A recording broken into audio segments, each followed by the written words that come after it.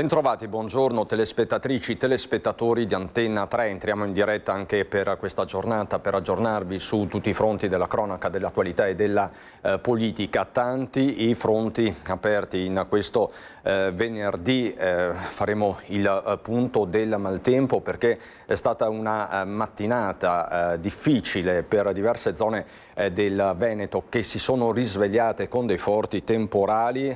Ci sono i vigili del fuoco in azione in diversi comuni, soprattutto nella Marca trevigiana. Tra i comuni più colpiti si segnalano Villorbe e tutta la fascia tra Cimadolmo e Fontanelle. In questi minuti sono circa 25 i vigili del fuoco operativi su tutto il territorio. Allerta meteo che riguarda anche la zona di Vicenza, lo possiamo vedere anche dal gazzettino.it, maltempo, bomba d'acqua, divelto un tetto, distrutto un autolavaggio, alberi caduti e blackout, oltre 100 chiamate ai pompieri nel vicino Friuli.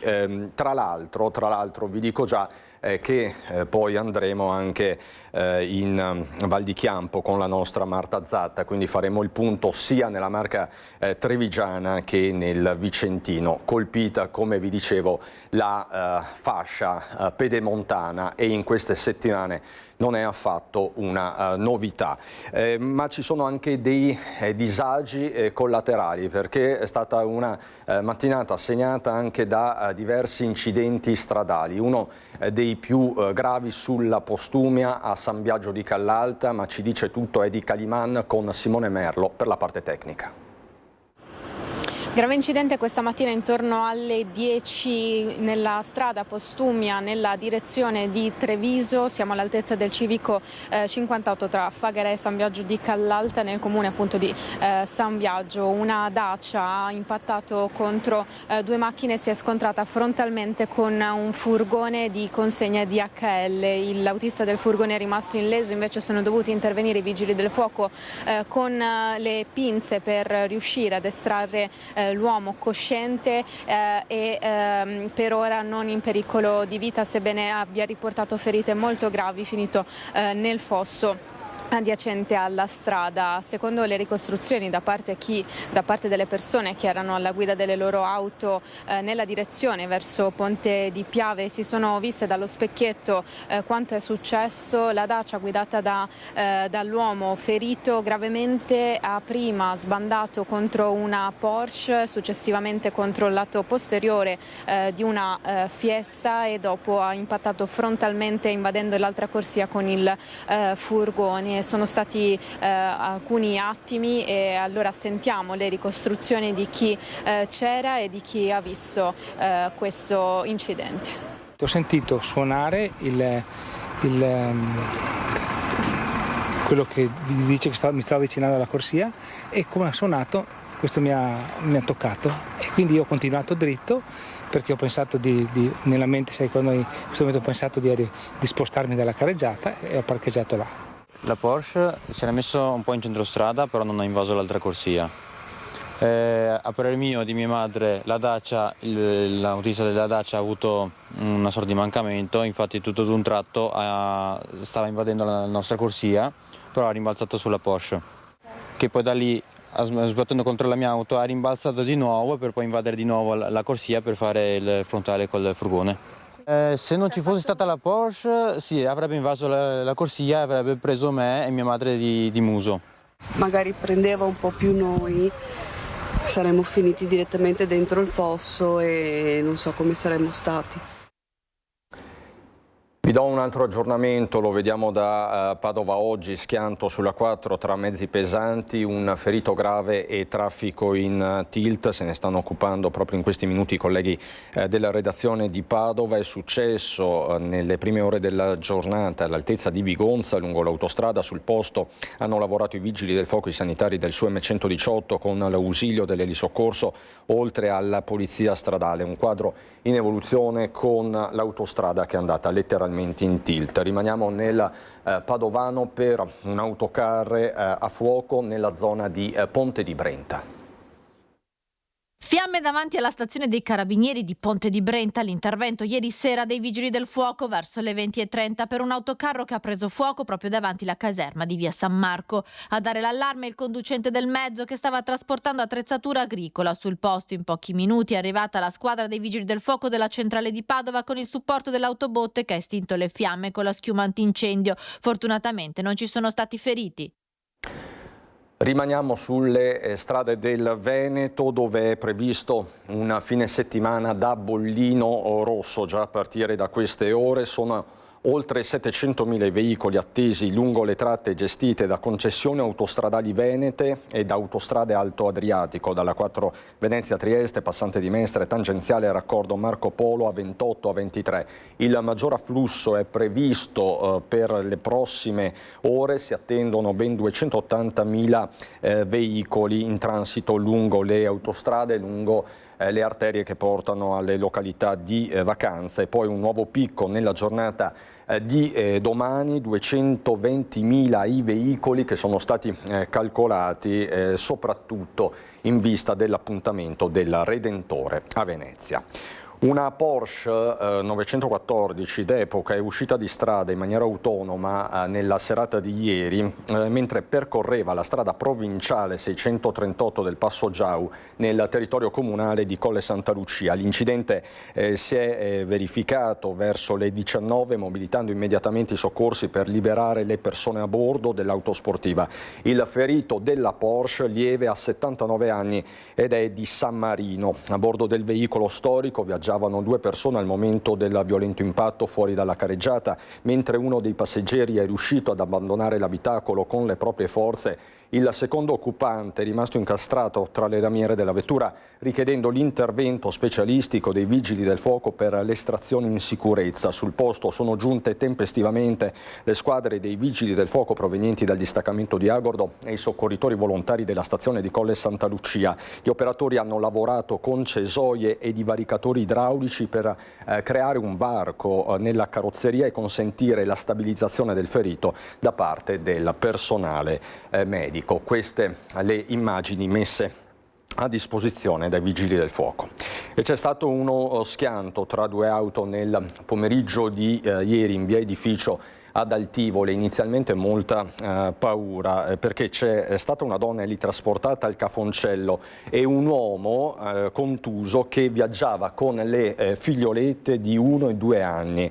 Fortunatamente le piccole sono uscite illese da questo schianto. Sul posto i vigili del fuoco del distaccamento di Castelfranco che hanno provveduto a prestare soccorso agli occupanti dei mezzi. I feriti sono stati affidati chiaramente alle cure del personale del SUEM 118. La donna è stata portata a Treviso, l'uomo a Castelfranco. Adesso la pagina dei furti. Vi dico già che fra poco andremo in via Mestrina e quindi siamo a Mestre per un assalto al compro oro con un bottino da 200.000 euro. I ladri sono in fuga. Fra pochissimo ci collegheremo con Anna Maria Parisi, ma prima nel Vicentino per raccontarvi di un furto alla farmacia di Schio. Colpo notturno alla farmacia Amaldi di Piazza Almerico, nel cuore di Schio.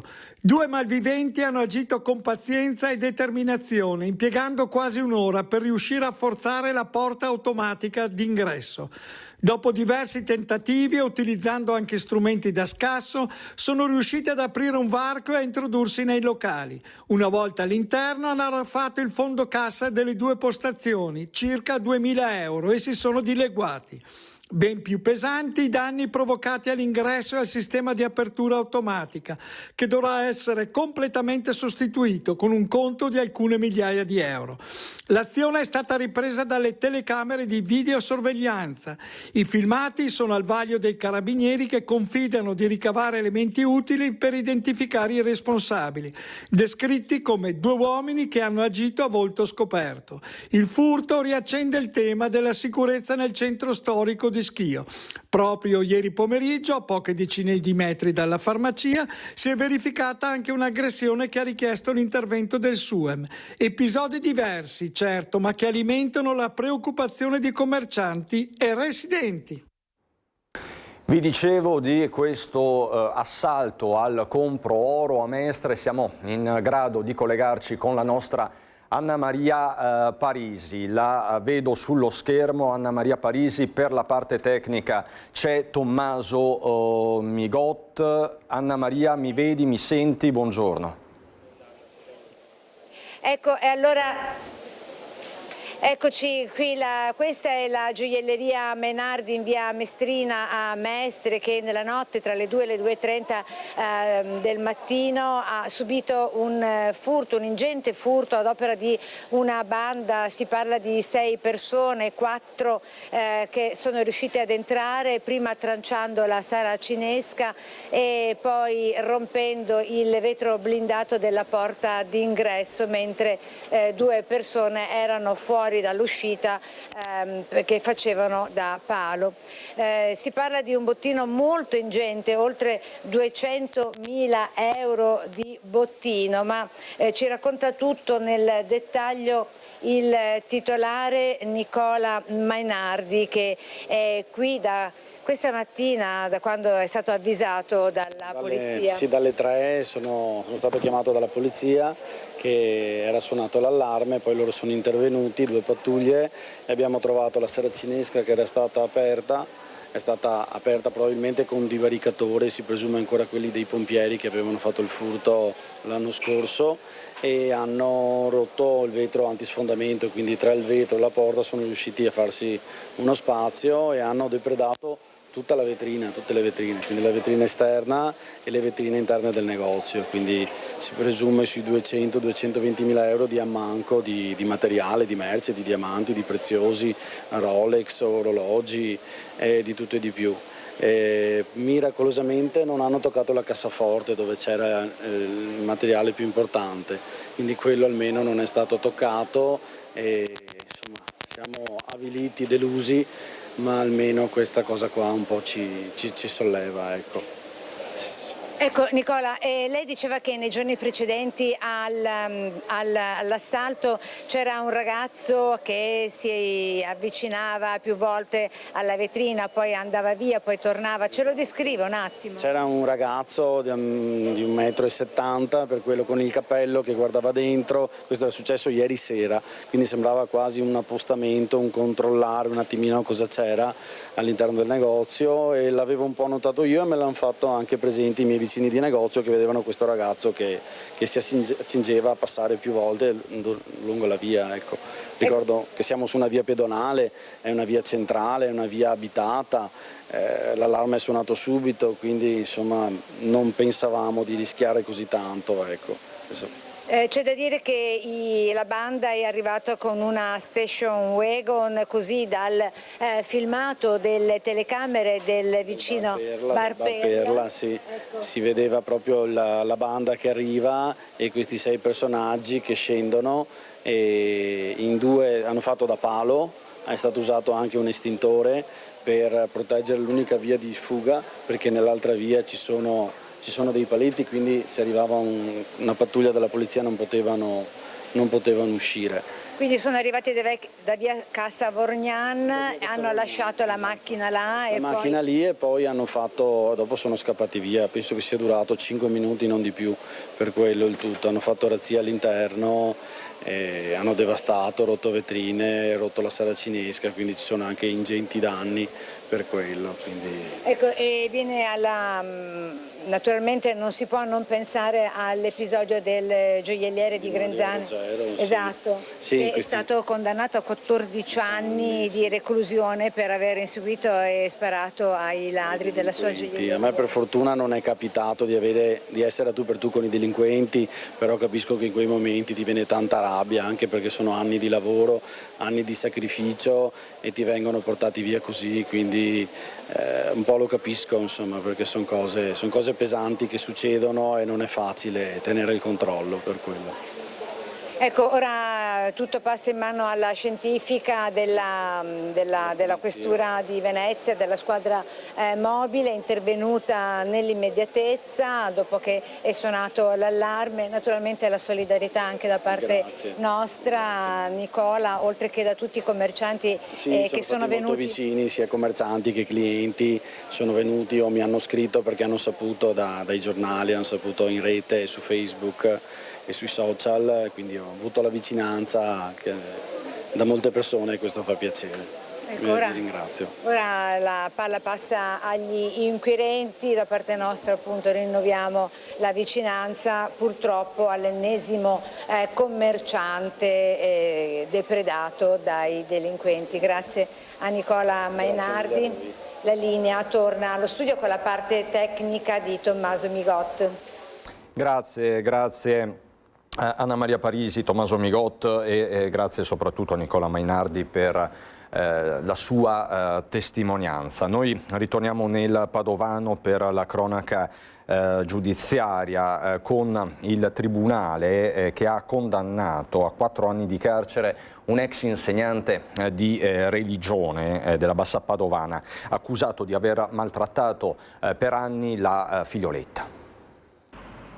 4 anni di reclusione, 5 di interdizione dai pubblici uffici, un risarcimento di 90.000 euro alla figlia minorenne all'epoca dei fatti, costituita parte civile. Questa è la sentenza del Tribunale di Rovigo per un ex professore di religione della Bassa Padovana. Per i giudici le accuse sono provate, anni di percosse e umiliazioni, secondo la ricostruzione dell'accusa, culminati in un'aggressione il 24 luglio del 2021. Quella mattina, all'alba, il padre sarebbe entrato nella stanza della figlia, all'epoca 17enne, furioso perché lei aveva spento il ventilatore. L'avrebbe colpita con pugni e schiaffi, costretta sotto la doccia. Poche ore dopo l'avrebbe aggredita nuovamente perché, secondo il padre orco, non si sarebbe tagliata bene le unghie. Solo l'intervento del fratello della vittima ha interrotto la violenza. La ragazza finì in pronto soccorso, dimessa con una prognosi di 15 giorni. Decisivo in aula il racconto della vittima, raccolto in un incidente probatorio proprio per evitarle di rivivere il trauma davanti al giudice. Già nel 2013 e nel 2016 la madre aveva denunciato ai carabinieri l'uomo, senza che ne seguissero però sviluppi. La giovane oggi convive con una disabilità che le impedisce anche di lavorare. Rimaniamo nel Padovano per quella vicenda terribile del neonato mutilato e seviziato anche durante il ricovero in ospedale. Il papà del bambino, che adesso ha 2 anni, è stato condannato con rito abbreviato a 8 anni di reclusione. È stato riconosciuto colpevole dai giudici del Tribunale di Padova il giovane papà del bambino mutilato anche durante il ricovero nell'azienda ospedale Università di Padova. Era la fine di ottobre del 2024 quando i sanitari della pediatria avevano chiesto e ottenuto l'intervento della polizia, che aveva piazzato delle telecamere nella stanza dove era ricoverato un neonato di appena 5 mesi con gravissime lesioni alla lingua. Il sospetto era quello che a causare le mutilazioni fosse il papà, all'epoca dei fatti residente a Camisano Vicentino. Le indagini avevano portato all'arresto del giovane con la misura cautelare trasformata poi nel divieto di dimora nel territorio regionale. Durante il processo con il rito abbreviato, il giovane, 22 anni, si è sempre dichiarato innocente. Di diverso avviso i giudici, che in primo grado hanno condannato il padre del neonato a 8 anni, a cui vanno aggiunti l'interdizione e il pagamento di 1 milione di euro alla parte civile.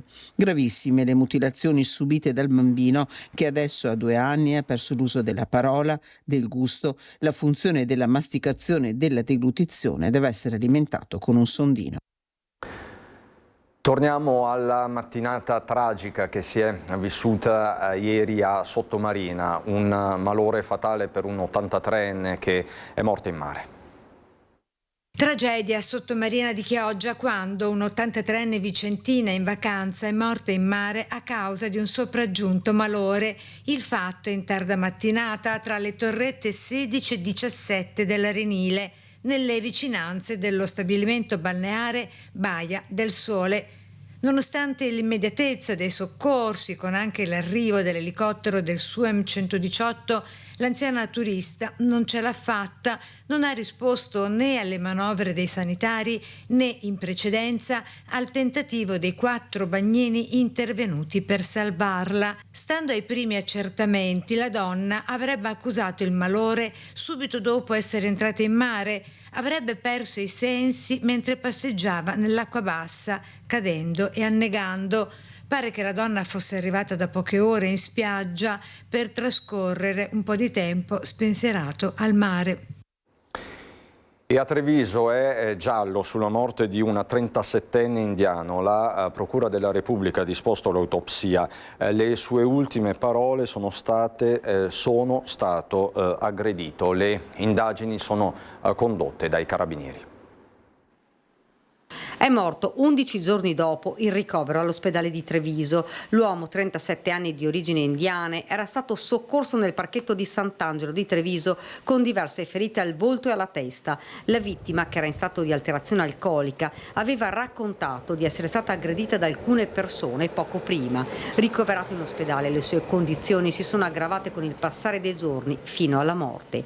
Un quadro complesso, una dinamica che ora, con il decesso, ha assunto un peso diverso. Gli inquirenti hanno aperto un fascicolo di indagine. La procura ha disposto l'esame autoptico affidato all'anatomopatologo Alberto Furlanetto, che dovrà chiarire la causa della morte e stabilire se sia stata causata da un'aggressione oppure da una caduta accidentale. Da quell'accertamento dipenderà anche la direzione dell'inchiesta aperta dalla procura di Treviso, un giallo che ha ancora molte domande senza risposta. Gli investigatori intanto stanno acquisendo tutti gli elementi per ricostruire quanto accaduto nel parco. Stanno inoltre verificando eventuali testimoni, ma soprattutto stanno acquisendo le immagini delle telecamere di videosorveglianza per accertare gli spostamenti del 37enne e se lui fosse o meno con altre persone prima dell'arrivo dei soccorsi.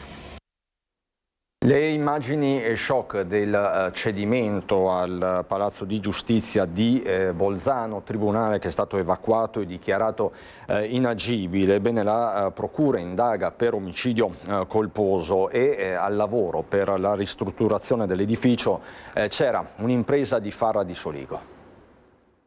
Un cedimento improvviso che poteva trasformarsi in una strage. È stato aperto un fascicolo per crollo colposo, al momento contro ignoti, per il cedimento del Palazzo della Giustizia di Bolzano. Il tribunale è inagibile dopo che all'alba è crollata una parte della struttura centrale dell'edificio. A rimanere lievemente ferita una donna addetta alle pulizie, colpita dai detriti mentre stava terminando il turno di lavoro. Il crollo è avvenuto attorno alle 6 del mattino e ha coinvolto circa un quarto dell'edificio, compresi alcuni elementi portanti. Nel palazzo erano in corso importanti lavori di ristrutturazione e ampliamento affidati alla Merotto Bau, azienda con sede a Bolzano e Farra di Soligo, in provincia di Treviso. Un'azienda storica del territorio, come spiega il sindaco Mattia Perencin. È un'azienda storica del nostro comune, un'azienda che lavora e ha lavorato anche per noi. E non posso dire assolutamente nulla, per cui ho letto anch'io la notizia dai giornali, per cui adesso si cercherà di capire quello che è successo, però insomma un'azienda ineccepibile da quel punto di vista, un'azienda insomma che, ripeto, lavora nel territorio, con il territorio, con gli enti locali, e assolutamente non posso dire assolutamente nulla perché, ripeto, che io sappia non sono mai successi altre situazioni di questo tipo, e per fortuna devo anche dire la verità. Saranno ora gli accertamenti tecnici a stabilire le cause del cedimento e accertare eventuali responsabilità. Nel frattempo il tribunale resta chiuso, tutte le udienze civili e penali sono state rinviate, ad eccezione dei procedimenti considerati urgenti. Andiamo adesso nel Bellunese, dove NAS e Ispettorato del Lavoro hanno svolto controlli straordinari soprattutto nel settore ricettivo, a campioni in tutto il territorio. Sospesa la licenza a una struttura alberghiera per gravi violazioni. Sicurezza antincendio, igiene e tutela dei lavoratori. È su questi 3 fronti che si sono concentrati i controlli straordinari eseguiti dai carabinieri del NAS e del NIL in diverse attività commerciali e turistiche della provincia di Belluno. Nel mirino degli ispettori è finito un albergo dove gli accertamenti hanno fatto emergere numerose irregolarità. I controlli hanno evidenziato carenze nella prevenzione incendi, criticità sotto il profilo igienico-sanitario e violazioni delle norme sulla sicurezza nei luoghi di lavoro, oltre a irregolarità nella gestione delle posizioni di alcuni lavoratori autonomi. Le violazioni sono state immediatamente segnalate agli enti competenti. Un primo provvedimento ha disposto la sospensione temporanea dell'attività di bar e ristorazione con il divieto di somministrare cibi e bevande fino all'eliminazione delle criticità riscontrate. Ma gli ulteriori approfondimenti effettuati dal Comando Provinciale dei Vigili del Fuoco, soprattutto sul fronte della prevenzione incendi, hanno aggravato il quadro. Sulla base delle risultanze tecniche, la Prefettura di Belluno ha perciò disposto la sospensione immediata dell'intera attività ricettiva, che potrà riaprire soltanto dopo il completo ripristino delle condizioni di sicurezza e conformità previste dalla normativa. L'obiettivo dell'attività, precisano dal Comando Provinciale dei Carabinieri di Belluno, è di garantire la sicurezza di cittadini e turisti, la tutela dei lavoratori e il rispetto delle regole nel comparto turistico, fondamentale per l'economia della provincia. Spostiamoci adesso nella Bassanese per i temi della sanità con Mirko Cavallin, per la parte tecnica Renzo Rigon. C'è una misura davvero importante che è stata presa dal direttore generale dell'ULSS 7, lo stop ai medici delle cooperative nei pronto soccorso. Raccontaci tutto, Mirko, buongiorno. Buongiorno Cristian, bentrovati dall'esterno dell'ospedale Alto Vicentino a Sant'Orso, nel territorio dell'ULSS 7 Pedemontana. Una decisione presa dall'azienda sanitaria in ragione di un paio di motivi. Uno, erano in scadenza appunto alcuni contratti in essere con cooperative di medici che in particolare qui a Sant'Orso gestivano i codici meno gravi, quindi i bianchi e i verdi al pronto soccorso. Parzialmente lo facevano anche ad Asiago, non più da tempo invece al San Bassiano di Bassano del Grappa.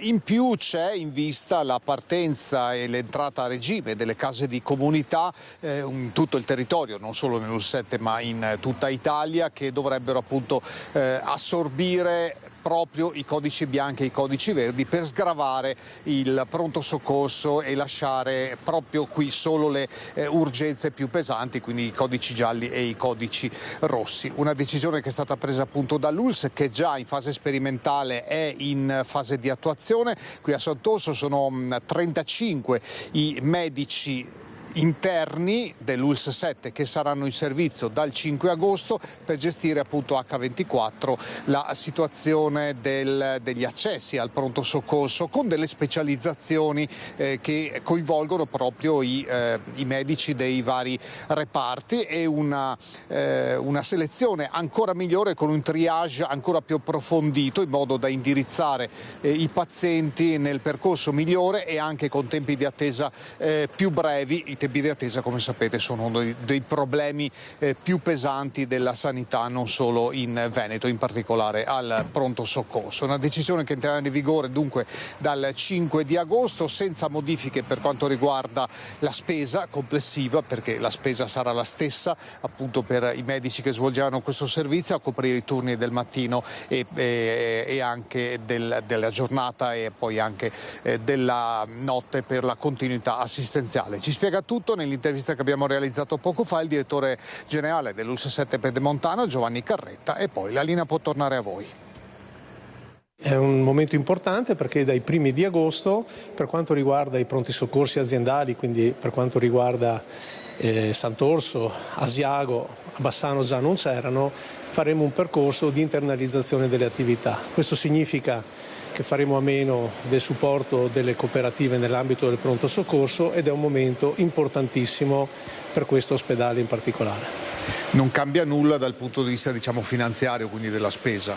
No, non ci sono variazioni, nel senso che comunque non lo faremo iso risorse, ma ci saranno professionisti che ci sono stati autorizzati dalla Regione del Veneto, che daranno il loro contributo, ed è un inizio di un percorso di reclutamento. Considerate che normalmente i medici che sono specialisti dell'urgenza vanno a lavorare più volentieri nelle realtà dove non ci sono le cooperative. Fra l'altro ci sono poi una serie di vantaggi legati al fatto che, avendo personale internalizzato, i percorsi interni, ma anche quelli che sono i percorsi di appropriatezza, le nuove azioni che saranno possibili grazie all'attivazione delle case della comunità in termini di gestione dei codici bianchi e verdi, saranno possibili e potranno essere fatti in maniera più fluida e con minori disagi per l'utenza. Ecco, come si coniuga l'attivazione delle case di comunità con questa riorganizzazione dei pronti soccorsi?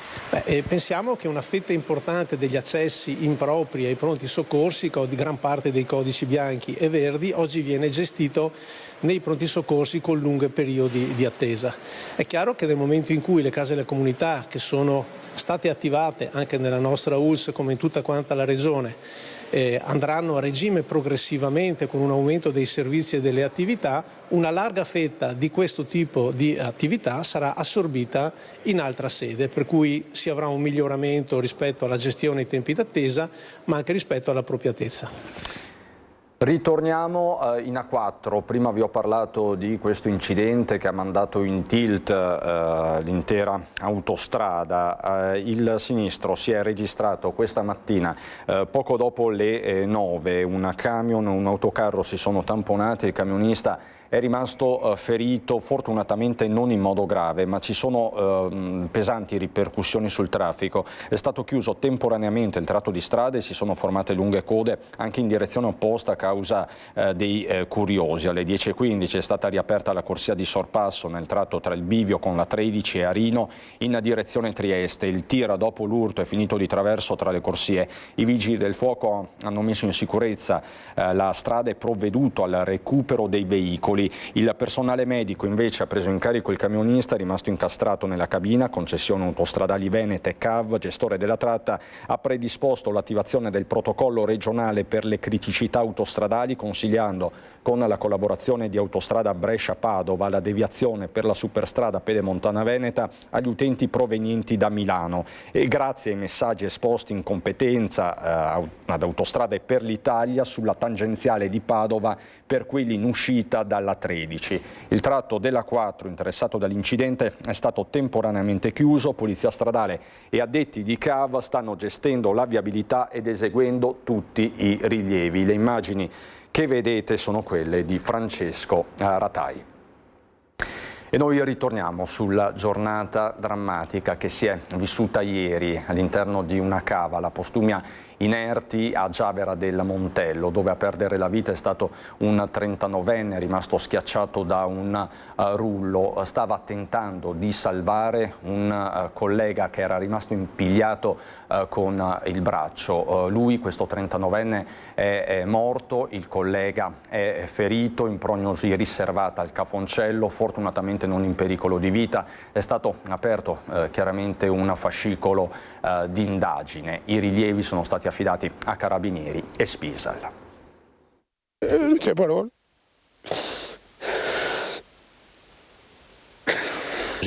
Tutta una famiglia, guarda, una grande famiglia. C'è solo la disperazione degli amici e dei colleghi dentro e fuori la cava Postumia inerti di Giavera del Montello, dove Francesco Vona, 39 anni, di Vittorio Veneto, è morto schiacciato da un rullo, e questo nel tentativo di salvare un collega di un anno più giovane, residente a Vildorba, che pochi istanti prima era rimasto incastrato con un braccio nel macchinario, sembra oggetto di manutenzione. Il 38enne è ora ricoverato al Cafoncello in prognosi riservata. Un atto di altruismo confermato anche da uno dei soci dell'impianto, Roberto Grigolin, visibilmente scosso. Appunto, esatto, per aiutarlo, è salito su un nastro, il nastro ha preso perso l'equilibrio, è andato sul collo, insomma, su una canala che ha rotto il collo, ci ha rotto l'osso del collo, sembra che sia questo, insomma. Un gesto di generosità, insomma, che l'istinto ti porta a fare. Attimi tragici prima delle 8 del mattino che la procura sta ricostruendo accanto a Carabinieri e Spisal, intervenuti con su M118 e vigili del fuoco, sotto la lente l'attivazione delle procedure di emergenza e il corretto uso dei dispositivi di protezione individuale, rilievi meticolosi con la salma affidata al carro funebre dopo oltre 4 ore dall'incidente. Sul posto anche la madre che, colta da malore, è stata portata in ospedale con l'ambulanza. È una cosa che è inverosimile quello che è successo. Una persona che era da anni con noi. Era un lavoratore esperto.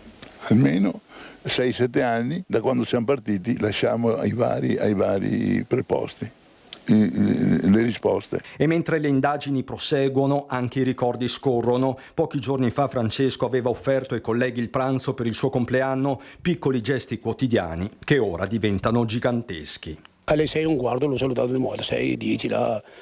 Mi ha salutato, ciao Piero, come va? Come solito ho fatto 4 risate. Mi ha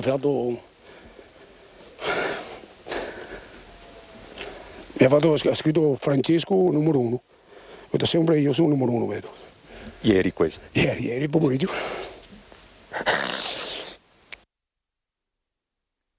E c'è il dolore di Vittorio Veneto, dove Francesco Vona era cresciuto, abitava con la mamma. Abbiamo raccolto lo sgomento dei vicini di casa e del sindaco Mirella Bagliana. Tutti abbiamo il cuore spezzato, tutti, non ce n'è uno che non piange e che lo ricorda, una famiglia d'oro. Per me è stato un ragazzo d'esempio, bravo, sempre gentile. In via Rosolén, alle porte del centro di Vittorio Veneto, è calato il gelo quando si è diffusa la notizia della morte sul lavoro di Francesco Vona, che al secondo piano di questo caseggiato viveva con la madre Santina. La famiglia Vona si era trasferita dalla Calabria diversi decenni fa, una vita di lavoro e sacrifici, la loro scandita di recente dalla scomparsa per malattia del papà Giuseppe. E dopo la morte del padre, questa non ci voleva, per la madre non ci voleva, per lui non ci voleva, perché a questa età, anche perché morire così mentre lavori, era veramente un bravo ragazzo. Santina nelle prossime ore sarebbe dovuta partire per la Calabria, dove ora riposa il marito. A Vittorio Veneto l'ha raggiunta l'altra figlia, che vive in Piemonte. Naturalmente io non mancherò di prendere contatto diretto con la famiglia, con la mamma, e naturalmente, ripeto, va il nostro cordoglio, profondo cordoglio, non solo dell'amministrazione comunale ma di tutta la città di Vittorio Veneto. Resta una riflessione più amara e generale, con la sindaca Bagliana che chiede un nuovo patto fra imprese e lavoro fatto di prevenzione, formazione e più controlli. Purtroppo nel 2026 continuiamo ad assistere a questi tragici eventi sui luoghi di lavoro, e questo ci deve far riflettere, perché appunto anche nella nostra Veneto, nella nostra Marca Trevigiana, dove diciamo il lavoro è regolamentato e ha delle normative ben severe, succedono queste cose. Morti sul lavoro che restano una piaga. I sindacati sono in allarme e spingono a una nuova stagione di mobilitazione. Una morte sul lavoro che a quanto sembra sia stata causata da un gesto di solidarietà di Francesco verso un suo collega, quindi nel tentativo di aiutare un collega ha pagato questo suo amore, questo gesto di affetto e altruismo con la sua vita. C'è un aspetto umano imprescindibile nella tragedia sul lavoro costata la vita al 39enne vittoriese Francesco Vona, e da questo partono gli stessi sindacati che si sono ritrovati davanti la cava della tragedia anche per vicinanza nei confronti dell'altro operaio rimasto ferito e dei colleghi. Il nostro compito è sensibilizzare un po' di più, ancora di più, la sicurezza sul posto di lavoro, anche perché quello che viene fatto generalmente forse non è ancora sufficiente. La realtà è che un amico, un collega, un fratello, un figlio oggi è venuto a mancare e non torna a casa. Ed è l'ennesima testimonianza che purtroppo in questi settori il rischio di infortuni, e nello specifico di infortuni mortali, è altissimo. E a dirlo sono i numeri che parlano di una piaga ancora difficile da debellare. Oggi siamo in media ad un morto al mese in provincia di Treviso, e questo purtroppo è l'ennesima vittima. Io penso che sia una sconfitta per tutti. Ogni volta che muore una persona in un luogo di lavoro è una sconfitta per la società. Serve sicuramente la formazione, serve l'attenzione, serve il rispetto della vita. Piangiamo una persona che non torna a casa, non potrà abbracciare la propria famiglia e nello stesso tempo una famiglia nella disperazione. I temi del lavoro con i consigli comunali di 28 municipi della sinistra Piave che ieri sera si sono ritrovati al Dina Orsi di Conegliano per dare unità e consistenza alla battaglia per la salvezza di Electrolux.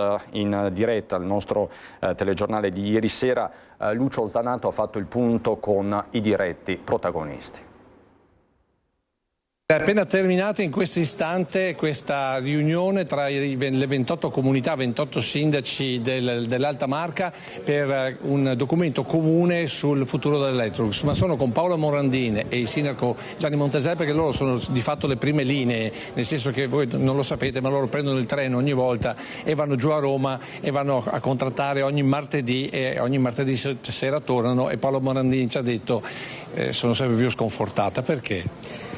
Sconfortata no, direi arrabbiata, perché anche l'ultimo incontro che abbiamo fatto martedì scorso è stata una conferma di quello che avevano detto all'inizio, ossia i 1719 esuberi rimangono, le produzioni se ne andranno e c'è un forse arriveranno ulteriori produzioni dall'estero, dall'Ungheria nel caso nostro, che però è un forse, quindi non c'è niente di certo. Su nessuna certezza noi non siamo disponibili a fare nessun accordo e nessun passo avanti. Altra cosa che mi ha fatto pensare quando ha detto che la produzione che voi fate a Susegana viene replicata in Cina sostanzialmente con gli stessi numeri, con un'unica differenza, che non c'è scritto Made in Italy, per cui noi rischiamo di comprare dei frigoriferi magari cercando anche di supportare Susegana e alla fine invece sopportiamo la Cina. Sì, la parte di produzione che l'azienda ha detto che smantellerà, che porterà da un'altra parte, in parte è già costruita in Cina, e il frigo, quello che loro pensano sia di bassa gamma, quindi che ha un valore minore, parte è già stato fatto in Cina. Lo stanno vendendo con il marchio Electrolux, però è di fatto un frigo non made in Italy, non fatto da noi, quindi parte della produzione è già stata esternalizzata. Ecco, concludendo, il 21 si torna davanti al Ministro, qual è la posizione dei lavoratori dell'Electrolux? Noi continuiamo a chiedere che il piano venga ritirato, che non ci sia un esubero, ossia i 1719 esuberi non esistano, e che le produzioni rimangano in Italia finché non si trova un'alternativa. Però non può esserci un passaggio con vediamo cosa fare, o ci sono o non ci sono. La produzione deve rimanere in Italia nei 5 stabilimenti che ci sono, e i lavoratori devono rimanere tali e quali quanto sono ora. Ecco perché, Sindaco, voi siete qui per ribadire che quando si chiude una fabbrica si spopola una comunità. Tra l'altro, come amministratore pubblico avete ricordato che l'Electrolux ha preso i contributi per rimanere qui. Sì, ha avuto i contributi per meccanizzare completamente gli stabilimenti. Dunque deve almeno sfrutterà questo investimento del territorio, perché una parte della meccanizzazione non è ancora andata in moto. La linea 3 dello stabilimento non è funzionante, non ha mai funzionato ancora. Ecco, però questa sera noi usciamo da questo Dina Orsi con un documento che voi avete proposto, che sarà sottoscritto da tutte le comunità e non solo, e poi arriverà dove? Arriverà sul tavolo del Ministro sicuramente, a parte naturalmente i vertici regionali, ma arriverà sul tavolo del Ministro perché il nostro interlocutore è la politica, è il governo, l'interlocutore. Il territorio vuole che il governo reagisca perché deve salvaguardare quello che c'era, perché la trasformazione in atto deve essere controllata. Non può uno si sveglia la mattina e per calcoli finanziari sposta una produzione da porta di qua alla porta di là, perché andremo a creare un mondo di poveri e un mondo che non ha possibilità di andare avanti. Ecco, tenendo conto che qui si è evocato lo spettro di Mel e quindi la triste vicenda anche in questo caso legata all'Electrolux.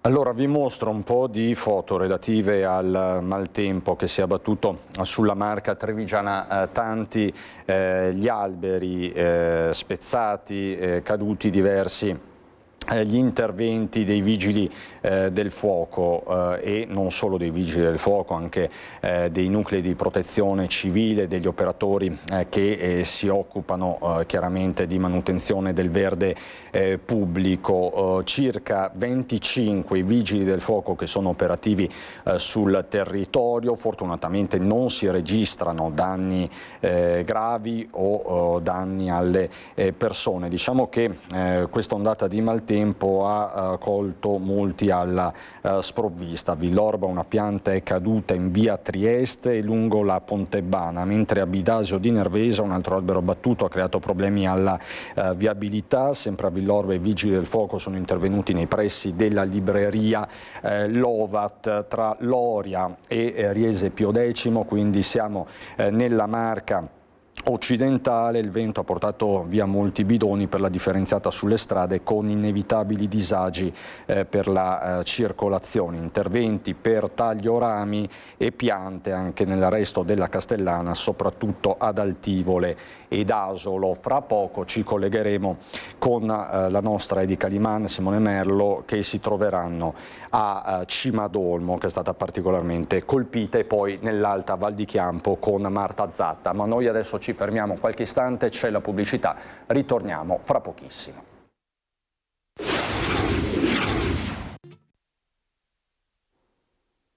Di nuovo in diretta prosegue il racconto di questo venerdì a Nord-Est. Vi raccontiamo adesso di una bella notizia, ce la racconta la nostra Valentina Visentin da Mestrino. Protagonisti in positivo due ragazzi che non sono rimasti indifferenti, hanno aiutato una coppia di anziani che si era persa, coppia che poi ha scritto al sindaco per ringraziare del gesto niente affatto scontato. Ci racconta tutto Valentina Visentin.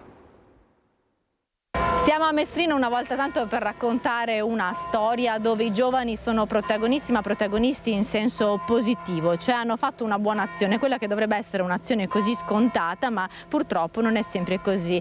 Qui con me ci sono Francesco e Achille che adesso ci racconteranno cosa hanno fatto. Hanno aiutato dei passeggeri in difficoltà alla fermata del treno. Sì, esattamente, noi abbiamo aiutato semplicemente una coppia di anziani che si trovavano in difficoltà perché avevano perso la fermata per Padova, e in direzione di Mestrino, sentendoli in difficoltà, semplicemente ci siamo proposti per dargli una mano e dargli le indicazioni giuste per poter ritrovare la strada per andare verso Padova semplicemente. E così facendo loro ci hanno ringraziato, c'è stato un semplice scambio di 5 minuti di parole e basta. Cosa avete spiegato a questi anziani, Achille? Cosa avete detto? Gli abbiamo spiegato innanzitutto come funziona il regionale e il fatto degli orari, che purtroppo per Mestrino e Padova bisogna aspettare sempre un'ora, sempre al cambio dell'ora c'è un treno che passa, e come prendere i biglietti tramite applicazione. Gli abbiamo fatto installare Trenitalia e gli abbiamo detto tutti i vari step per mettere in modo giusto le informazioni, cioè partire da Mestrino fino a Padova, e tutto qua. Gli abbiamo spiegato tutto questo. Questi due studenti pensavano di aver concluso qui la loro giornata, poi però è arrivata la sorpresa, perché al sindaco di Mestrino queste due persone, questa coppia ha scritto proprio per ringraziare un gesto che fa molto comunità, sindaco, quindi ha avuto anche il piacere di questa lettera. E cosa pensa di fare con questi ragazzi? Sì, allora, partendo dalla lettera, è stata una cosa piacevole da leggere, che ho trasmesso tramite i nostri canali social alla popolazione, e abbiamo avuto una risposta così positiva di migliaia di persone che hanno apprezzato sostanzialmente il fatto di essere semplicemente dei bravi ragazzi, quindi di aver incamerato in un semplice gesto quello che hanno trasmesso le nostre famiglie, le nostre società sportive, le nostre società, che hanno cresciuto questi ragazzi, e che questi ragazzi hanno semplicemente espresso con un semplice gesto che nella banalità, se vuole, ha dimostrato il vero valore di quello di essere cittadini responsabili di Mestrino. Ecco che quindi noi ogni anno facciamo la giornata della cittadinanza, in cui premiamo i buoni esempi, siamo molto selettivi. Ecco che oggi partirà una mia proposta su rendere Achille e Francesco ambasciatori del comune di Mestrino. Saranno i primi ragazzi 35035. Cos'è 35035? Niente che meno il CAP del nostro comune. Quindi persone, è un onore essere gli ambasciatori, di essere mestrinesi nel mondo e con il buon esempio. Quindi grazie ragazzi, nella vostra semplicità avete reso onore alla vostra cittadinanza. Grazie veramente. Grazie. Questa è la storia che arriva da Mestrino. Noi ritorniamo alla cronaca e al maltempo. Siamo in grado ora di collegarci con Valdagno, con la nostra Marta Zatta. Sono state ore difficili per la Val di Chiampo. Buongiorno Marta. Buongiorno Cristian, buongiorno ai nostri telespettatori. Esatto, in realtà sono due le ondate di maltempo che questa mattina si sono abbattute nel Vicentino. La prima alle 7 e la seconda dopo un'ora, attorno alle 8. A essere colpiti particolarmente i territori di Crespadoro, ma anche quello di Brogliano, dove diversi alberi sono stati abbattuti dalle forti raffiche di vento che di fatto hanno tranciato i fili elettrici, lasciando il territorio per diverse ore sotto il blackout. Colpito anche il comune di Valdagno, dove ci troviamo in questo momento assieme all'assessore Luca Basso, assessore ai lavori pubblici del comune. Assessore, facciamo anche qui insomma un po' la conta dei danni del territorio. Sì, fortunatamente oggi non abbiamo avuto danni rilevanti, abbiamo avuto la caduta di numerosi alberi che hanno interrotto le strade, già risolto.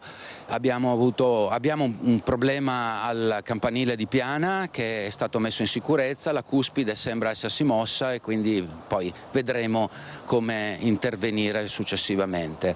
Uno squarcio nei teli dell'inceneritore e fortunatamente poco altro. Interruzioni di linee elettriche certamente sì, dove ci sono i boschi purtroppo cadono anche lì gli alberi e interrompono l'elettricità.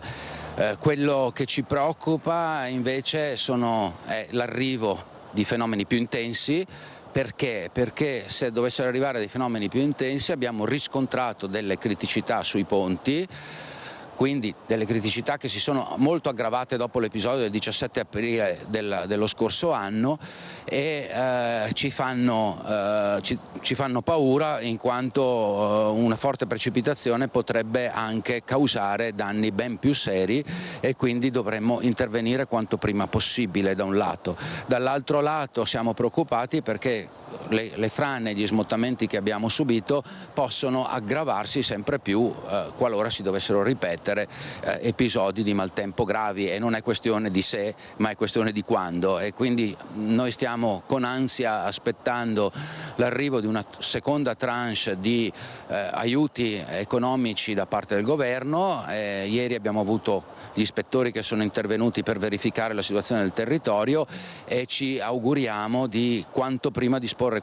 di questo denaro, perché più passa il tempo, più questi episodi accadono e più la situazione si aggrava e più poi servono soldi, risorse e progetti per la sistemazione del territorio. Quindi adesso dobbiamo far fronte a questo e purtroppo le risorse del comune sono ampiamente insufficienti per provvedere. Ecco, grazie davvero all'assessore Luca Basso, nella speranza insomma che questi aiuti dal governo arrivino quanto prima, insomma, per non parlare di situazioni peggiori rispetto a quella di oggi. Per il momento Cristian da Valdagno è tutto, la linea può tornare allo studio. Grazie Marta, ora subito a Cimadolmo con la nostra Edi Caliman, per la parte tecnica Simone Merlo.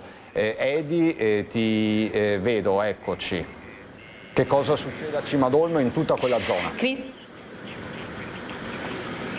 Cristian, buongiorno. Intanto a te i telespettatori, siamo arrivati a Cimadolmo in una laterale sterrata di via Roncadelle, dove questa mattina all'altezza del depuratore che si trova alle mie spalle è caduto quest'albero proprio sul furgone dove erano anche all'interno gli operai di Piave Servizi che stavano operando proprio sul sito. Adesso, come vedi in onda, le immagini della rimozione dell'albero caduto per il forte vento. I due operai si erano rifugiati proprio all'interno del furgone per ripararsi dal forte vento, dalle raffiche e dalla pioggia che stava scendendo copiosamente in quel momento. Cimadolmo, che è stata particolarmente colpita, uno dei comuni più colpiti in questa ondata di maltempo nella Marca. Oltre a quest'albero caduto, un altro albero è caduto invece all'interno di un'abitazione, danneggiando il tetto e la grondaia, e un'auto che era parcheggiata all'interno sempre su questa via Roncadelle. Invece sempre comune di Cimadolmo, una ditta, un capannone è stato scoperchiato dal forte vento. C'era il pericolo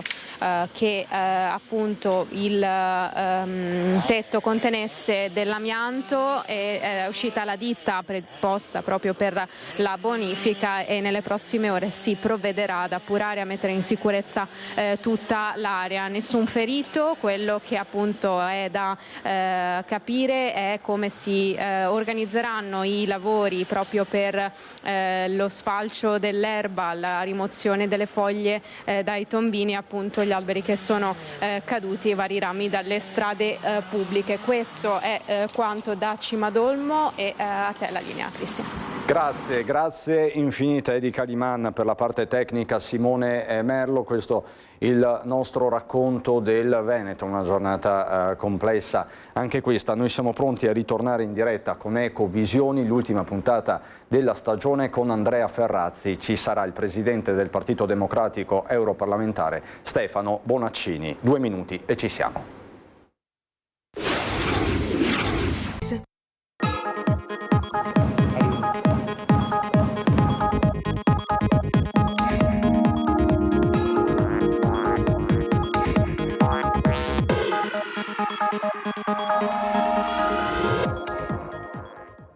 Ci siamo, rientriamo in studio. Ecovisioni, ultima puntata della stagione, è la numero 99.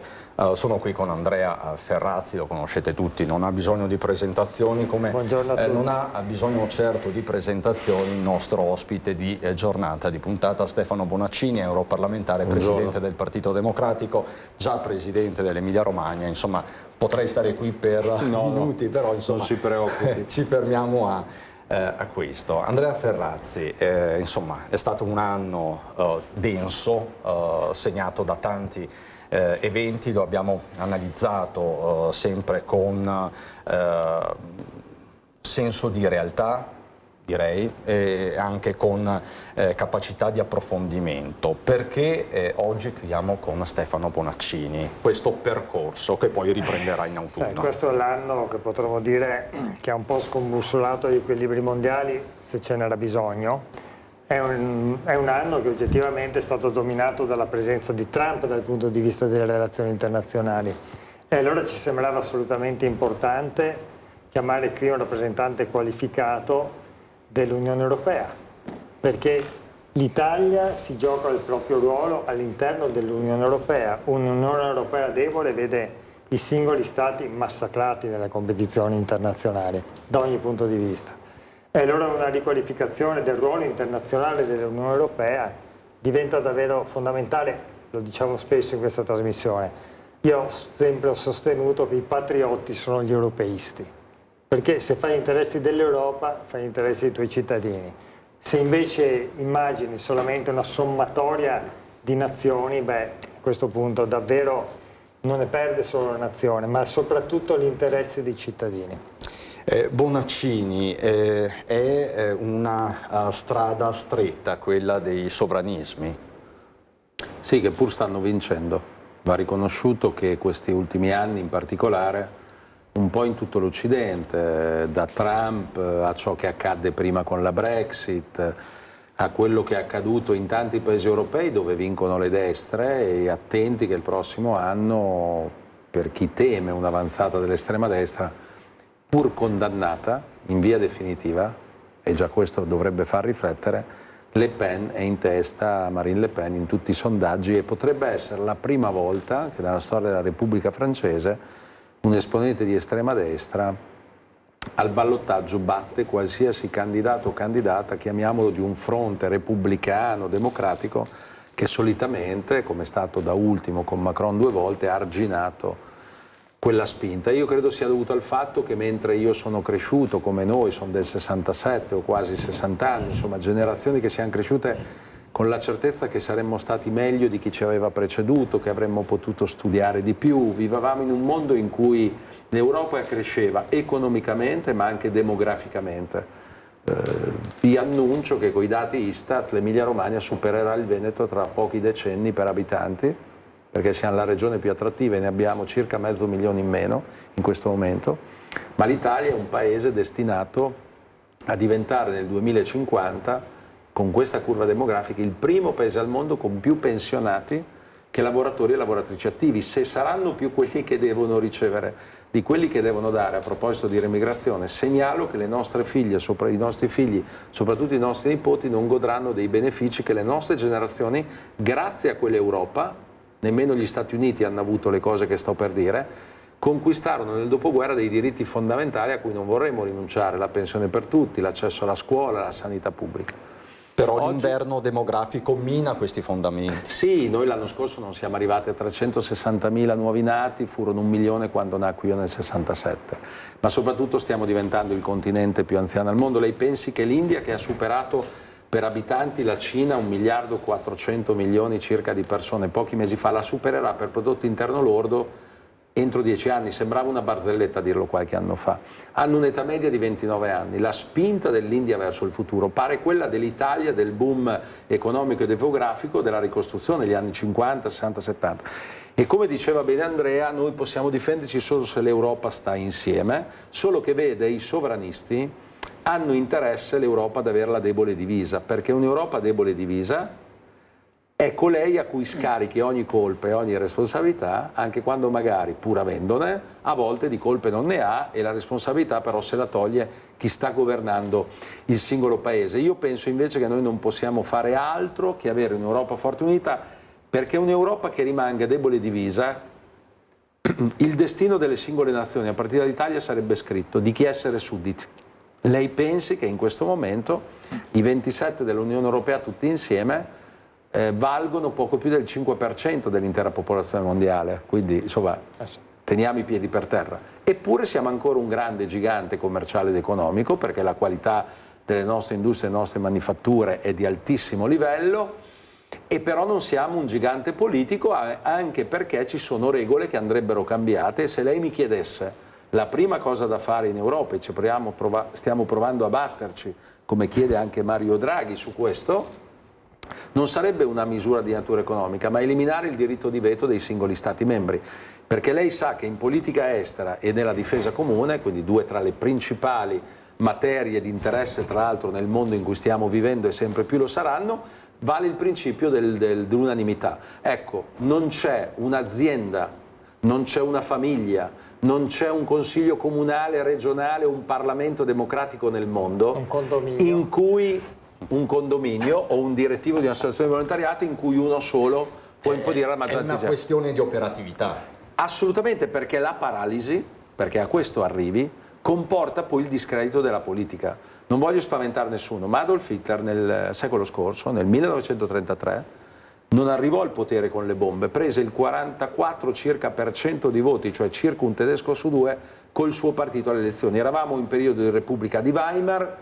Per chi ha studiato quella storia sa che i governi nascevano e cadevano a uno stormir di fronde, e soprattutto il tema è che io credo anche qualche cittadino democratico tedesco avrà detto: ma come faccio ad aver fiducia nei partiti e nei politici tradizionali se questi, una volta che votiamo, un minuto dopo cadono, dobbiamo tornare a votare e non decide mai nessuno?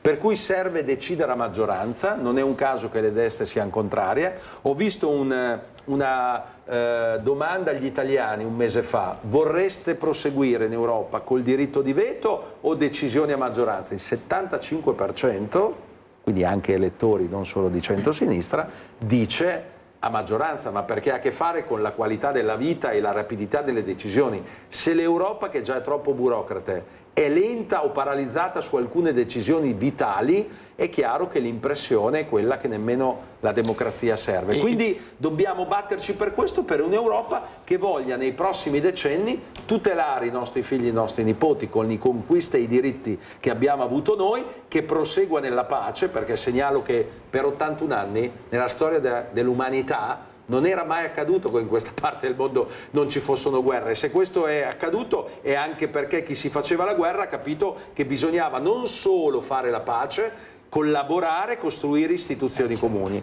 Quindi attenti che con un mondo in fiamme, dove le guerre aumentano ogni giorno, non possiamo permetterci minimamente di sottovalutare una stagione nella quale però i sovranisti arrivati al potere non stanno rendendo, a partire da Trump, questo mondo più sicuro. Bonaccini fa bene a essere preoccupato dell'eventuale, ancora futuribile, ingresso di Marine Le Pen all'Eliseo.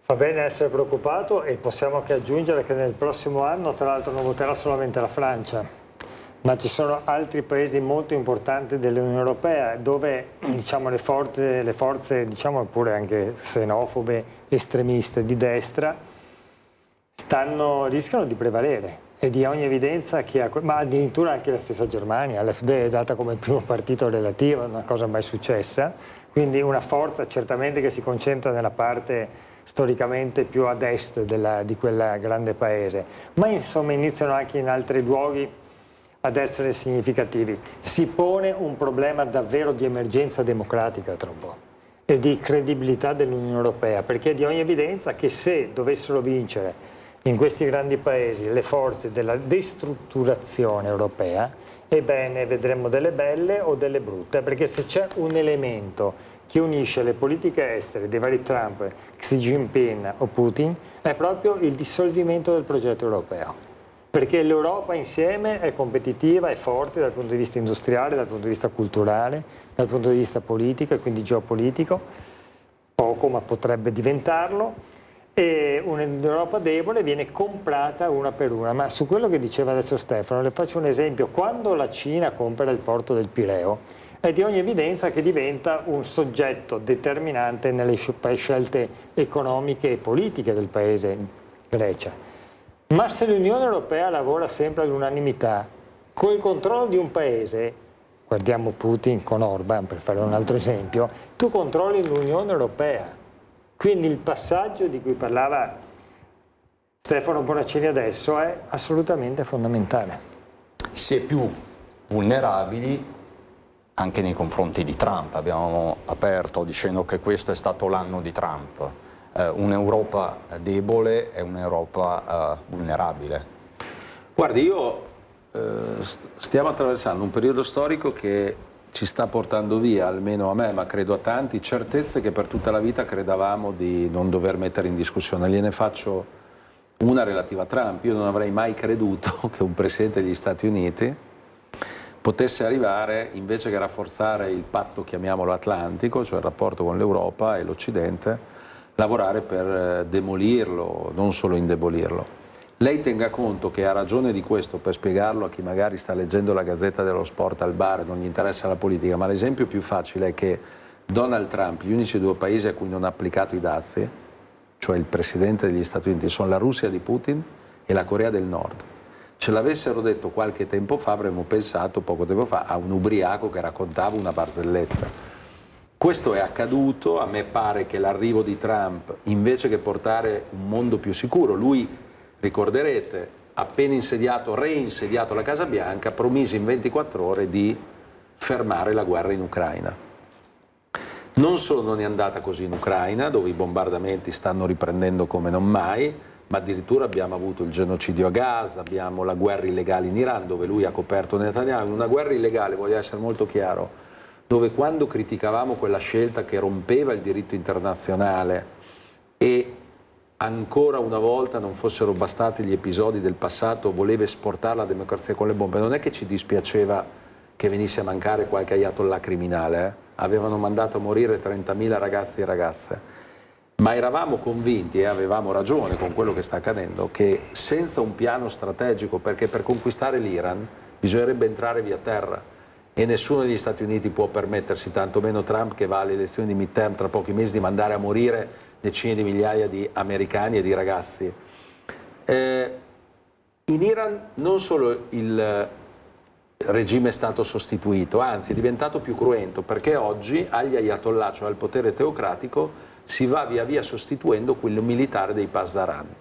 Così come l'Iran verso l'Occidente come ha reagito, con quello che gli è più facile fare. Chiude lo stretto di Hormuz per la prima volta, i rincari del petrolio portano la benzina a prezzi clamorosi, che verrebbe da dire che il governo più occuparsi di legge elettorale a pochi mesi dal voto forse sarebbe meglio pensasse a un piano per ridurre quel costo che è drammatico per famiglie, cittadini, imprese, pensi ai costi dell'energia, e quindi oggi l'Iran sta dimostrando che sembrava sparire nel giro di poche ore come ci avevano detto, sta diventando giocoforza determinante per il rischio addirittura di recessione in Italia, perché se non riapre lo stretto di Hormuz a breve andremo in recessione, e dall'altro sta, credo, dimostrando come Trump, e chiudo, il suo arrivo abbia portato a un mondo più insicuro e soprattutto un mondo nel quale gli Stati Uniti stanno perdendo la forza anche evocativa di condivisione, in un mondo nel quale appunto l'Occidente appare smarrito. E guardi, io credo che questo lo risolveranno gli americani, perché siamo molto preoccupati in Europa, almeno quelli che la pensano come noi, insomma, dell'avanzata dell'estrema destra, però io credo che al midterm, non sono Otelma o un indovino, ma credo che al midterm la legnata che prenderà Trump sarà pesante. Tenga conto che Trump ha perso tutte le elezioni parziali, compreso roccaforti come Miami, dove dopo 33 anni i repubblicani perdono e addirittura diventa sindaca per la prima volta una donna che vince bene, democratica. Ha perso la Virginia, dove aveva preso il 70% dei voti un anno prima, in molte parti del Texas, cioè roccaforti trampiane, e il motivo ancora una volta è l'economia. Quindi gli Stati Uniti stanno peggiorando le condizioni di chi gli aveva permesso di vincere, soprattutto gli operai o la classe media. Quindi dalle elezioni di midterm, le dice Presidente, arriverà un avviso di sfratto a Donald Trump? Io credo che arriverà un segnale, spero arriverà un segnale importante. È vero che Trump però avrà ancora 2 anni, e anche perdesse, come potrebbe essere possibile, il controllo di una Camera. C'è addirittura chi dice chissà che non siano entrambe. Trump ha ancora 2 anni, e c'è chi è preoccupato perché ricorderete cosa Trump fece alla fine del primo mandato. Sarebbe come che Giorgia Meloni incitasse truppe ad andare, o fanatici, a incendiare il Parlamento italiano. Quindi che clima ci sarà Questo durante le elezioni del midterm? Questo è verissimo. Ho visto che ha messo le mani avanti, adesso accusa addirittura la Cina di interferenze, vedo che ogni giorno accusa qualcuno per le proprie mancanze. Devo dire che è un presidente che non ho timori a definire pericoloso per le relazioni internazionali, per quello che vale una potenza che è la più grande potenza economica e militare del mondo. La guerra in Io Iran... credo che su questo Trump sia capace di tutto, e addirittura potrebbe scatenare, cercare di scatenare una rivolta sociale nel caso in cui perdesse anche le elezioni di midterm, e sta cercando tra l'altro anche di modificare le regole in corso. È davvero un uomo molto pericoloso, sono d'accordo con lui. Io, se posso permettermi, non mi permetterei mai di dire che è colpa di Meloni o Salvini la guerra in Ucraina, anzi sulla quale secondo me il governo italiano, a partire da Meloni, si è comportato e si sta comportando molto bene, cioè sostenendo la resistenza ucraina contro quell'attacco ignobile a quel paese. Non può essere colpa loro il genocidio a Gaza o la guerra in Iran, però hanno una colpa morale che non è piccola, perché i più grandi tifosi di Donald Trump e di Netanyahu sono stati loro, anzi sui dazi che colpiranno in particolare Emilia Romagna e Veneto, perché negli Stati Uniti le nostre 2 regioni, che ricordo sono la prima e la seconda per quota pro capite di export, Emilia Romagna e Veneto, hanno il primo mercato di riferimento. Lei pensi al Prosecco, io potrei citarle il secondo vino italiano più venduto nel mondo, che è il Lambrusco, pensi al Parmigiano Reggiano o al Grana Padano. I dazi di Trump, l'ha detto il presidente di Confindustria Orsini, ci costeranno 20 miliardi di euro all'anno. È per questo che vanno diversificati i mercati, e questo invece per fortuna, oltre a tanti secondo me errori, la Commissione von der Leyen sta facendo bene, perché a proposito di Trump abbiamo il dovere di diversificare i mercati per evitare che in futuro qualcuno si sveglia una mattina come ha fatto lui e cerchi di cambiarli. Però lei ricorderà che l'approccio del governo italiano nei confronti di Donald Trump è sempre stato molto supino. E sui dazi Giorgia Meloni andò a Washington poco più di un anno fa, si parlava di un rincaro del 10%, ricorderete, ed eravamo preoccupati. Lei andò là, è tornata a casa e i dazi sono andati al 15%, andò là che sull'acciaio e l'alluminio erano al 25%, è tornata a casa e li ha raddoppiati al 50%. E io in quei giorni ricordo che i miei colleghi di Fratelli d'Italia di Lega mi dicevano: ma dai Stefano, lo sai anche tu, è la più stimata da Trump, è la migliore amica di Trump, dei leader occidentali, a noi i dazi non li metteranno. Posto che non si poteva non mettere a un solo paese dei 27, ma anche non li avessero messi all'Italia, applicati all'Unione Europea con Francia e Germania, primi mercati di destinazione delle nostre merci, ci avrebbero colpito. E l'atteggiamento è stato quello di accettare qualsiasi cosa, addirittura c'è chi andava in giro col cappellino Make America Great Again, insomma le abbiamo viste tutte. Trump, avevamo ragione a dire che sarebbe stato un problema serio per l'Italia, per l'Europa. Purtroppo ci tocca dire anche per il mondo con quello che sta accadendo. Perché le questioni sono globali, poi le ripercussioni sono locali e lo vedono chiaramente le aziende, quelle più vocate all'export. C'è un'altra cosa che per certi versi ci ha insegnato Trump anche con questo suo boomerang, perché la guerra in Iran è stata oggettivamente un boomerang, ovvero che c'è un legame sempre più forte fra guerra e approvvigionamento delle fonti energetiche. Beh, sa, questo è sempre accaduto. Beh, se lei pensi anche all'Iran stesso, il colpo di Stato del 1953 è stato voluto, sostenuto dagli inglesi, in parte dagli americani, perché il governo di allora in Iran aveva nazionalizzato l'azienda petrolifera, che prima pure appunto era controllato dagli anglo-americani, soprattutto dagli inglesi, e di colpo si sono trovati invece ad essere spogliati di questo e lì hanno fatto un colpo di Stato.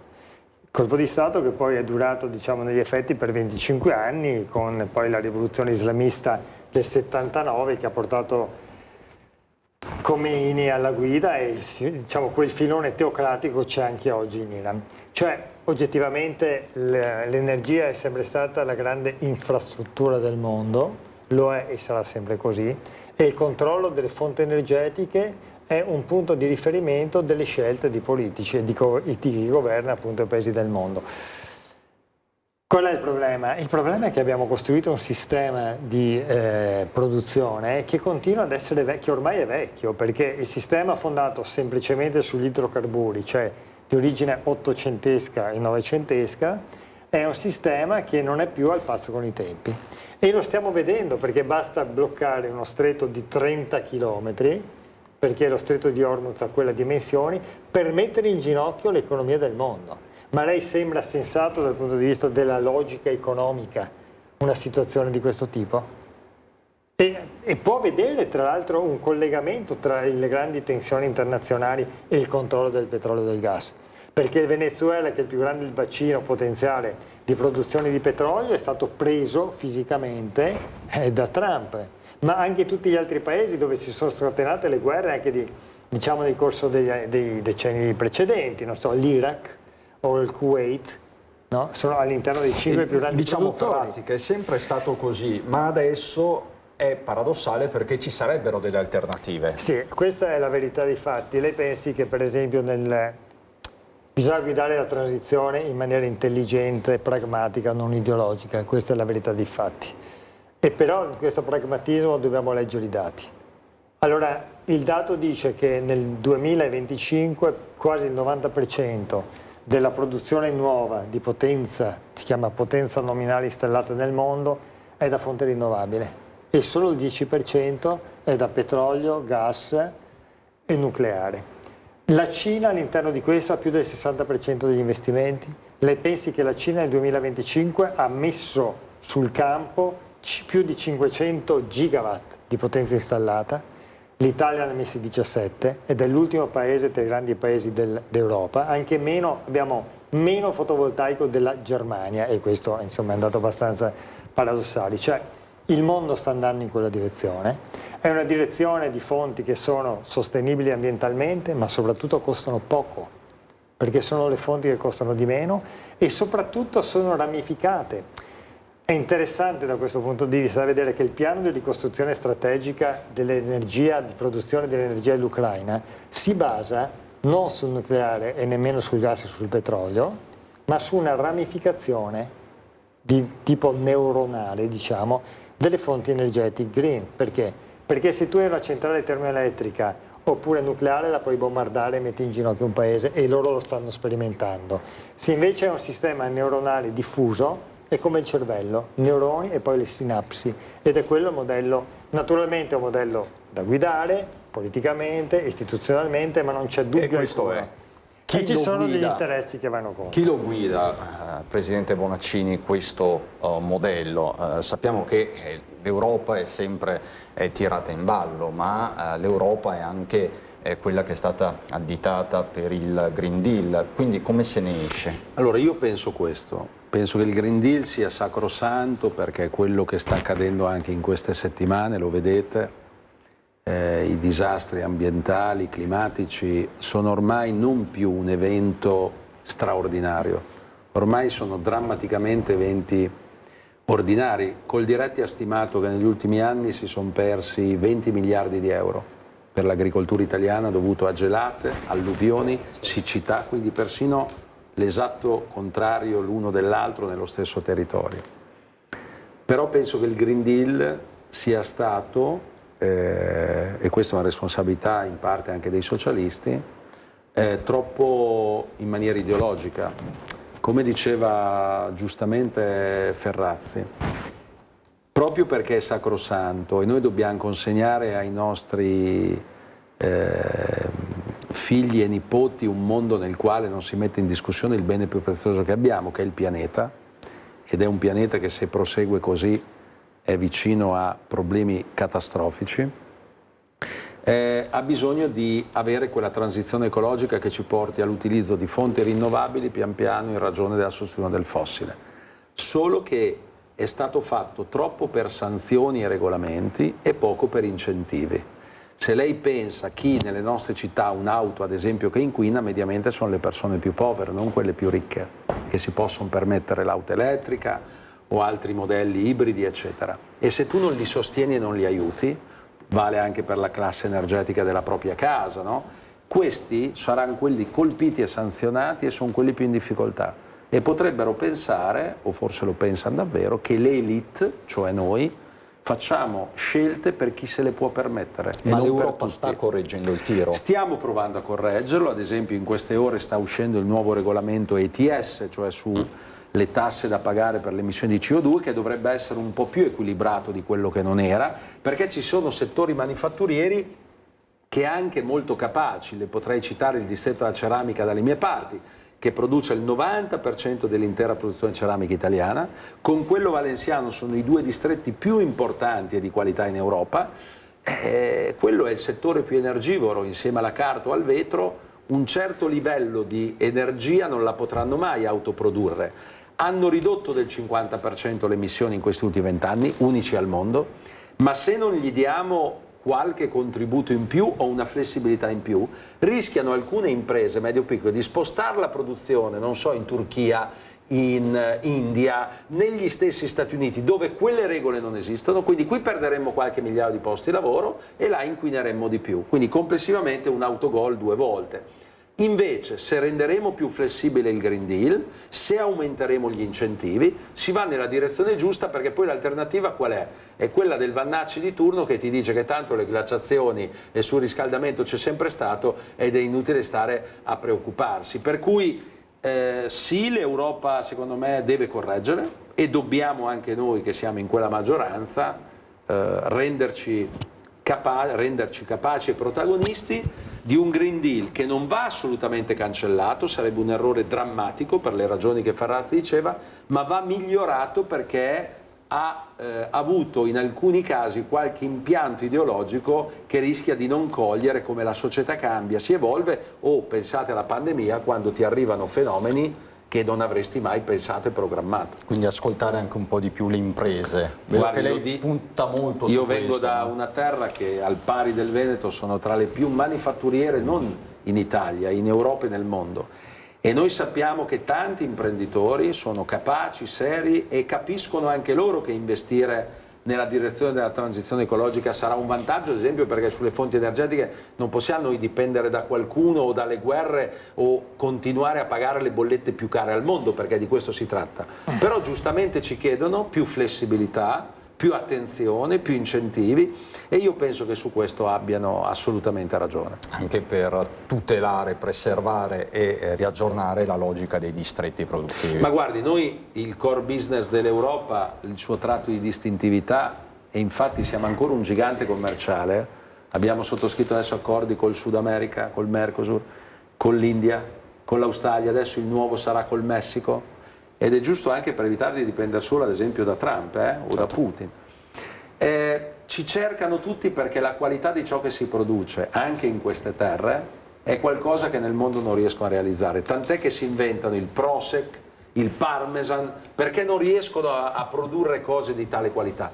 E se noi rischiamo di compromettere la manifattura e l'industria europea, per l'Europa non sarebbero stagioni fortunate. Certo, a quegli imprenditori va chiesto insieme, e quindi anche a loro, di dare un contributo a un mondo che ha bisogno di cambiare, di inquinare meno e di rendere, come dire, più sostenibile il pianeta, perché rischiamo di giocarcelo. Allora, lo dico al pubblico a casa, Stefano Bonaccini poi sarà protagonista dei nostri telegiornali nelle prossime edizioni, entreremo poi nel merito anche della tattica politica, certo. Quindi lo faremo nel prosieguo della giornata, però era doveroso fare un ragionamento, un approfondimento proprio sui temi della sostenibilità, per questo la ringrazio, Presidente Bonaccini.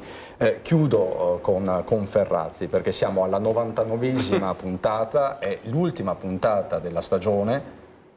Ritorneremo, lo possiamo dire, certo, in autunno. Ritorneremo nel prossimo autunno con la 100ª puntata, anzi mi permetta di ringraziare tutti i telespettatori che ci hanno seguito davvero con grandissimo affetto in questi anni. Abbiamo ricevuto tra l'altro un sacco di consigli, telefonate, anche di apprezzamento per aver affrontato temi spesso anche in anticipo su questioni che sono esplose dopo, e credo con certo equilibrio, raccontando le cose per come stanno, senza ideologie, ma proprio con quel pragmatismo che poi è proprio delle nostre terre. E questa avventura, lo ricordiamo, avventura televisiva, è diventata un'avventura editoriale. Beh, è diventata una grande sperimentazione, perché per la prima volta nel nostro paese abbiamo pubblicato questo libro che adesso state trasmettendo, Le parole della sostenibilità, ma poi tutta la collana con Marietti 1820, che vede appunto il doppio editore televisivo e l'editore, diciamo, di libri classici, e sta diventando davvero un'esperimentazione molto molto interessante. Che sarà premiata? Sì, con un premio molto prestigioso, il premio Maiella 2026. Beh, questa sera sono stato premiato con un premio speciale, infatti partirò per l'Abruzzo, dove domani avremo noi tutti, non solamente il sottoscritto ha scritto il libro, ma è stata anche un'opera nata da qui, da queste discussioni, e quindi verremo premiati in questo che è il maggiore, diciamo, riconoscimento sulla letteratura di natura, sulla natura, sugli ecosistemi a livello nazionale. E quindi sarà un onore portare anche il lavoro che abbiamo fatto in queste trasmissioni. Sto spoilerando troppo, no? Va bene? Benissimo.